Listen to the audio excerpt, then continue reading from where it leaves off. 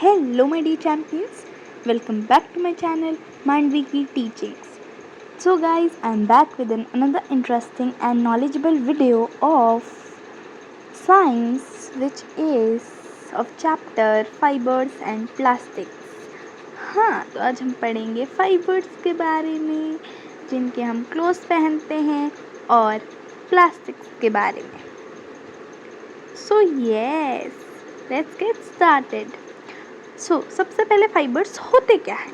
तो fibres are long thread like structure of thinner strands. पतले पतले स्ट्रैंड्स के लॉन्ग बड़े बड़े थ्रेड लाइक स्ट्रक्चर होते हैं, धागे जैसे स्ट्रक्चर. उनके प्रॉपर्टीज़ और स्ट्रक्चर की वजह से फाइबर्स को हम यूज़ में लेते हैं, यूटिलाइज़ करते हैं. उनसे क्लोथ्स बनाने के लिए, रस्सियाँ बनाने के लिए, कारपेट्स बनाने के लिए, स्वेटर्स एक्सेट्रा बनाने के लिए. नेचुरल भी हो सकते हैं, सिंथेटिक भी हो सकते हैं, यानी कि man made. So there are two types of fibers, natural fibers and synthetic fibers. Firstly, we'll talk about natural fibers. Natural fibers वो होते हैं जो कि हमें या तो प्लांट से मिल रहे हों या तो हमें एनिमल से मिल रहे हों. कॉटन और जूट फाइबर्स हमें प्लांट से मिलता है, ठीक है. प्लांट से मिलता है तो हम इन्हें प्लांट फाइबर्स कहते हैं. जबकि लेकिन जो वूल और सिल्क होता है वो हमें एनिमल से मिलता है, इसलिए हम उन्हें एनिमल फाइबर्स कहते हैं. वूल हमें जो शीप की वो फ्लीस होती है, मतलब वो जो उसका बाहर के हेयर्स होते हैं उससे मिलता है ना, इसलिए हम है ना उससे मिलता है. लेकिन जो सिल्क फाइबर होता है वो हमें सिल्क फॉर्म के कोकून से मिलता है. सबसे पहले बात करेंगे कॉटन की. कॉटन सबसे ज़्यादा यूज़ करा जाने वाला नेचुरल फाइबर है. हम गर्मियों में कॉटन के ही कपड़े पहनते हैं. कॉटन फाइबर को हम कॉटन वूल भी कहते हैं. कॉटन एक सॉफ्ट फाइबर है जो कि कॉटन प्लांट की सीड्स के अराउंड उगता है. कॉटन बॉल्स है ना, या फिर कॉटन फ्रूट्स, ठीक है. कॉटन प्लांट यूजुअली वहाँ पे उगाए जाते हैं जहाँ पे ब्लैक सॉइल होती है और वार्म क्लाइमेट होता है. इंडिया में वो मेनली गुजरात, महाराष्ट्र, यहाँ पे मेजरली लोकलाइजेशन है कॉटन ग्रोथ का. फिर मध्य प्रदेश, आंध्र प्रदेश, पंजाब, राजस्थान, तमिलनाडु और कर्नाटका में भी कॉटन उगाया जाता है. जूट हमें जूट प्लांट की स्टेम से मिलता है, जिसे हम पैटसन भी कहते हैं. और ये रेनी सीजन के वक्त कल्टीवेट करा जाता है. खरीफ क्रॉप है, मेनली वेस्ट बंगाल में उगाया जाता है, फिर बिहार, देन असम. जूट से बोरे बनाते हैं, ठीक है ना, जो गेहूँ चावल भरने के लिए नहीं होते हैं, सैक्स बनाते हैं. एंड फॉर रैप और पैकेजेस को रैप करने के लिए और कुछ फाइन जूट फाइबर्स बनाने के लिए, है ना, तो वो फैब्रिक बनाने के काम आते हैं फॉर क्लोथ्स, है ना, जैसे कि मैट बना ली, रोप बना ली, है ना, तो इन सब के काम भी जूट आता है. अब बात करते हैं सिंथेटिक फाइबर्स की. सिंथेटिक फाइबर्स को हम मैन मेड फाइबर्स भी कहते हैं, ठीक है. जो सारे सिंथेटिक फाइबर्स होते हैं वो नंबर ऑफ प्रोसेस से प्रिपेयर करे जाते हैं, क्योंकि ये इंसान बना रहे using raw materials of petroleum origin. यहाँ पे हम पेट्रोलियम ओरिजिन का रॉ मटेरियल यूज़ करते हैं, बट बहुत सारे प्रोसेस करके, जिन्हें हम पेट्रोकेमिकल्स कहते हैं, लेकिन बहुत सारे प्रोसेस करके हम सिंथेटिक फाइबर्स को ऑब्टेन करते हैं. लेकिन ये जो क्या होते हैं, नेचुरल फाइबर्स से स्ट्रॉन्ग होते हैं. Depending upon the type of chemicals use for manufacturing the synthetic fibres, है ना. 4 टाइप्स ऑफ सिंथेटिक फाइबर्स होते हैं जो कि दिए गए हैं. सबसे पहला है रेयॉन, जिसे हम आर्टिफिशियल सिल्क के नाम से जानते हैं. ये हम वुड पल्प के केमिकल ट्रीटमेंट से मिलता है रेयॉन, ठीक है. जब हम वुड पल्प को केमिकल प्रोसेस करते हैं, उसके साथ ना केमिकल ट्रीटमेंट करते हैं ना, टेक्सटाइल इंडस्ट्री में मैन्युफैक्चरिंग, जब टायर कॉर्ड बनता है, कारपेट बनता है, बेडशीट्स बनती है, कर्टन, है ना, ब्लैंकेट्स, ये बनाने के लिए हमारा रेयॉन का यूज़ करा जाता है. टेक्सचर की वजह से, इसका जो टेक्सचर है इसकी वजह से हम इसको आर्टिफिशियल सिल्क बोलते हैं. तो white is known as artificial silk due to the texture of rayon. Nylon को हम पॉलीअमाइड भी कहते हैं. ये बिना किसी नेचुरल रॉ मटेरियल का यूज़ करे बनाया जाता है फ्रॉम प्लांट और एनिमल. इसे हम socks, ropes, stands, brushes, card seat, belt, sleeping bags और पैराशूट्स में काम आता है हमारा नायलॉन. देन आता है पॉलिस्टर, जो कि टेरिलिन या फिर डैक्रोन होता है ना, मेड अप एक्सेट्रा, है ना, made up of repeating units of a chemical. एक केमिकल होता है ईस्टर, है ना। अभी अब जब ये 10th क्लास में होगे तो आप एस्टरिफिकेशन रिएक्शन पढ़ोगे ना, उसमें एक कंपाउंड बनता है sweet smelling compound called Easter, है ना।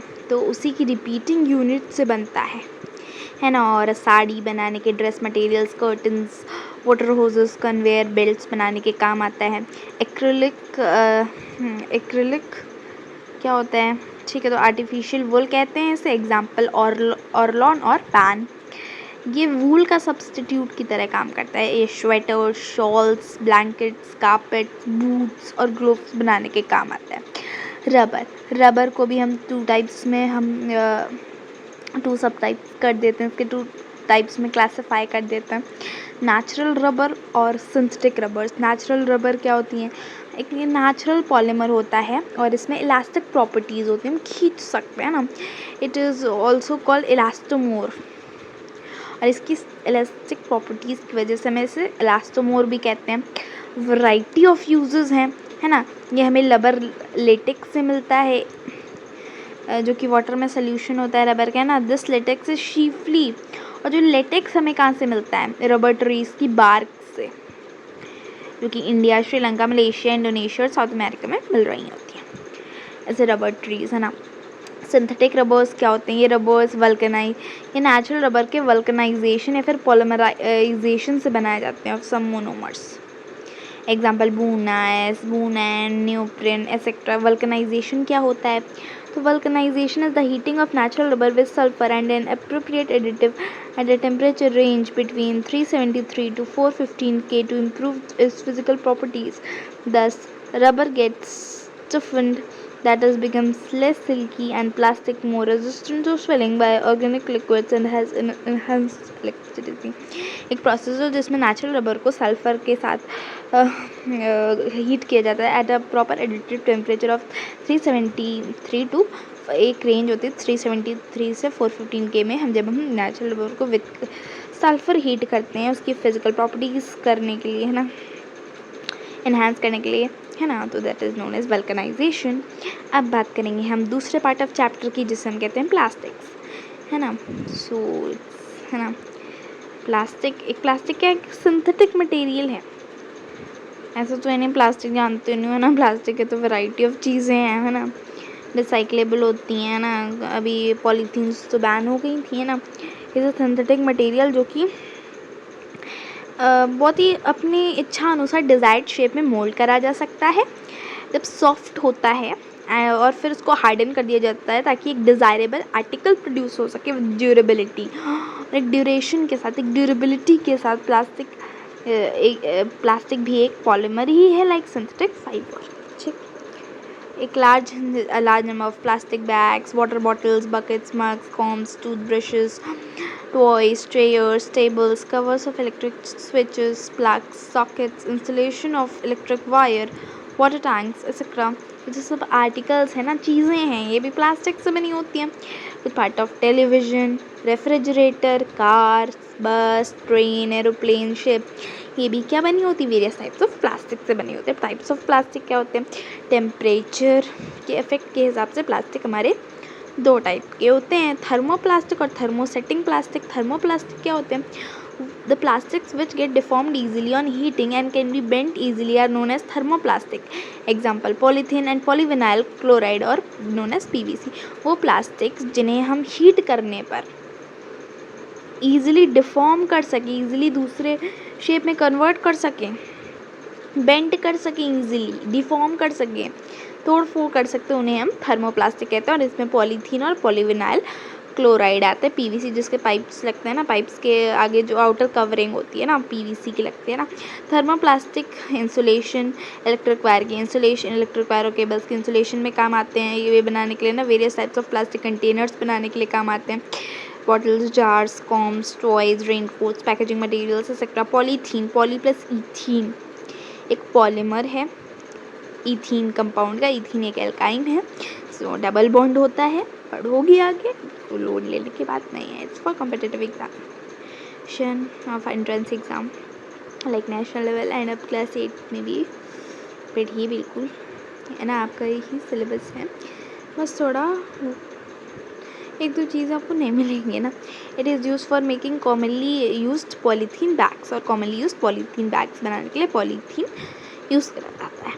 थर्मोसेटिंग प्लास्टिक्स, ये plastics which when molded once can not be softened by heating are known as thermosetting plastic। वो प्लास्टिक जो कि एक बार मोल्ड कर दिए गए, एक बार ढाल दिए गए, तो फिर वो सॉफ्ट नहीं किए जा सकते बाई हीटिंग, तो वो फिर अपने जीवन जितना उनका जीवन काल है वैसे ही रहेंगे, जैसे कि बेकेलाइट और मेलामाइन, है ना। इन्हें हम कहते हैं थर्मोसेटिंग प्लास्टिक। सेटिंग मतलब वो सेट हो गया, अब नहीं, थर्मो मतलब हीट से वो हो जाएंगे, ठीक है ना। Article made up of thermosetting plastics, वो अपना ओरिजिनल शेप रखेगा permanently even on heating.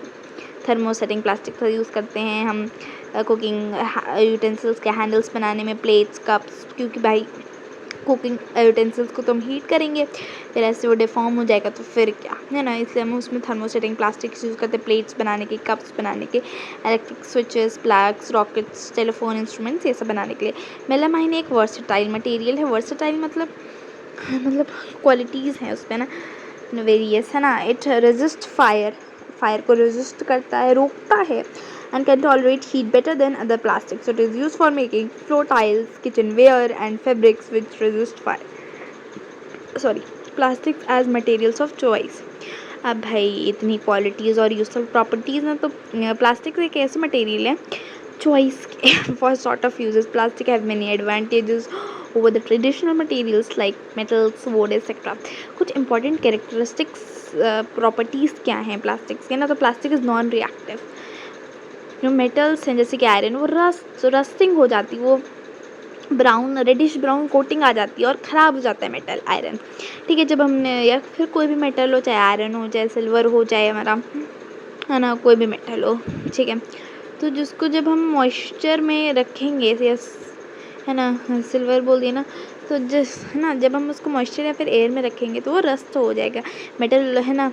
But plastics ना ही वाटर के साथ रिएक्ट करते, ना ही एयर के साथ रिएक्ट करते, तो वो रस्टिंग नहीं होते, तो they are not corroded easily, वो ईजिली करोड नहीं होते हैं, तो वो बहुत सारे काइंड्स ऑफ मटेरियल स्टोर करने में काम आते हैं, including many chemicals.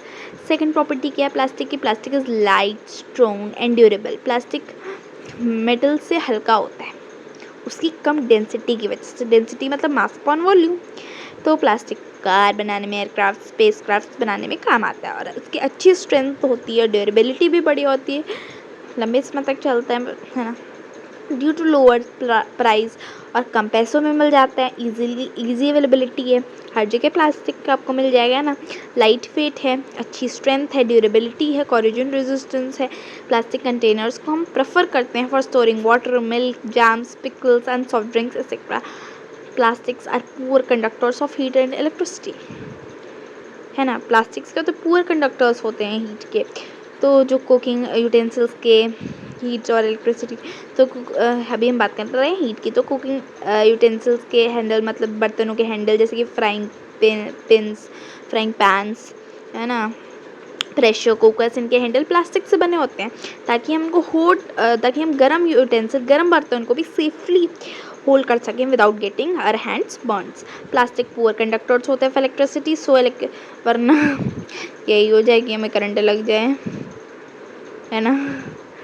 I have plastic covering, तो इलेक्ट्रिक वायर्स की इसलिए प्लास्टिक कवरिंग होती है, और हैंडल्स जो होते हैं स्क्रू ड्राइवर्स के, जो कि इलेक्ट्रिशियंस यूज़ करते हैं, वो भी प्लास्टिक के बने होते हैं, ताकि हमें प्रोटेक्ट कर पाएँ from electric current passing through them.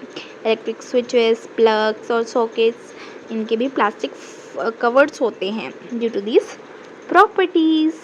Poor conductor of heat and electricity की प्रॉपर्टी की वजह से some plastics and they use a polythene. Starting material monomer ethylene, ये क्या करने में काम आता है? कोट्स के सामान रखने में, मिल्क कार्टन्स बनाने में, bread rappers, carry bags etcetera. Quotes बनाने में ना, कोट्स रेन कोट, है ना।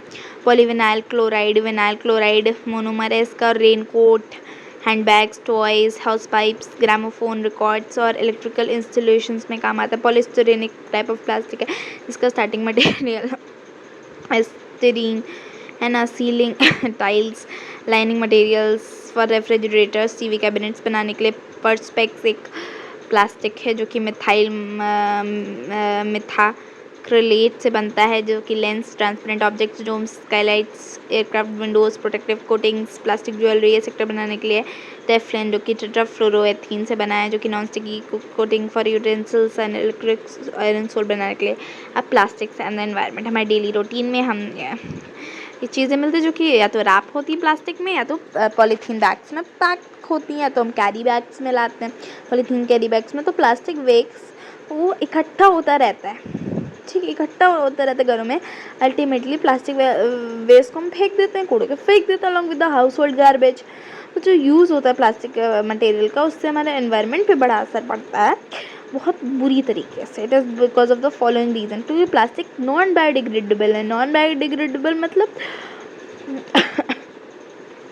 वो आसानी से डिकम्पोज नहीं होता है ना। वो एक जगह पड़ा है तो वो एक जगह पड़ा है, वो डिकम्पोज नहीं हो रहा है। और इसकी वजह से इन्वायरमेंटल पॉल्यूशन होता है, क्योंकि बहुत सालों लगते हैं उसको डिकम्पोज होने में, तो इन्वायरमेंट फ्रेंडली नहीं है। जब प्लास्टिक वेस्ट मटेरियल्स जलाए जाते हैं तो वो बहुत धीमे बर्न करते हैं, और वो कम्प्लीटली जलते भी नहीं, और बर्निंग प्रोसेस में बहुत सारी पॉइजनस जहरीली गैसेस निकालते हैं, जो कि हमारे लिए हार्मफुल होती है, मतलब लिविंग ऑर्गेनिजम्स के लिए, और एयर पॉल्यूशन कॉज करती है।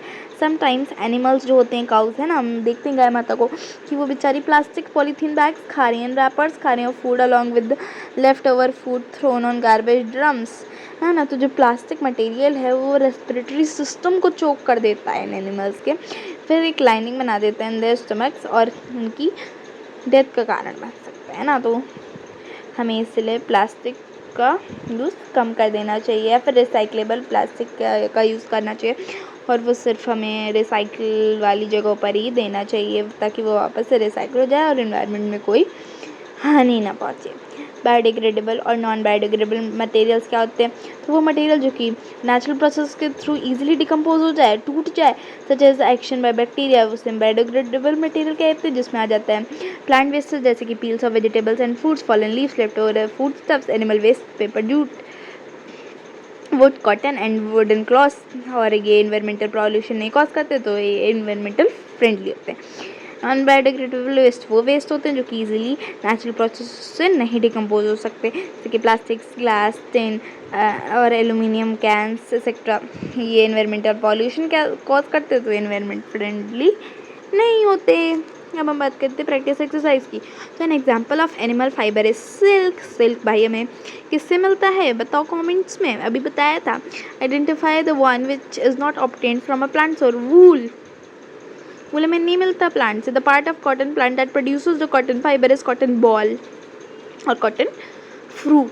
Jute fibre is obtained from which part of the plant stem. तो बड़े ईजी है ना, इतने ईजी आते हैं क्लास 8 में और एंट्रेंस एग्जाम में, ठीक है, ऑफ क्लास 9 है ना। Most suitable type of soil for cultivation of cotton is loamy soil नहीं है, ब्लैक सॉइल है। सॉरी गलती से हो गया होगा, ब्लैक सॉइल यहाँ पे लिख देना है ना जल्दी जल्दी मैं ना मेजर देखिए मैं बता सी रही हूँ ना। Major source for synthetic fibres are, major sources क्या होते हैं सिंथेटिक फाइबर्स के? मेजर सोर्स क्या होते हैं सिंथेटिक फाइबर्स के? हमारा आंसर है पेट्रोकेमिकल्स, सी। एंड 5 और 6 वाला अब देख लेना। The source of rayon is wood pulp. The term artificial silk refers to rayon. Which of the following is a polyamide? Nylon. Dacron is a polyester. Which fiber is being used in place of wool to make warm clothes? Acrylic हमने last में देखा था, वो sweater और shawls बनाने के काम आता है। The liquid that produces natural rubber is called latex. The part of rubber plant which produces latex is bark of stems. The examples of synthetic rubber is or are all of these. Bunaeus, neoprene, bunion. The element used to vulcanize nature rubber is sulfur. In vulcanized rubber, content of sulfur is around 3 to 5%. Which of the following is not a use of vulcanized rubber? Textiles बनाने के काम नहीं आता, क्योंकि वो कपड़े का थोड़ी ना बनाएगा, वो तो खिंचा हुआ होता है ना, इलास्टिक होता है ना। Plastics are different from fibres because they can be moulded into desired shapes और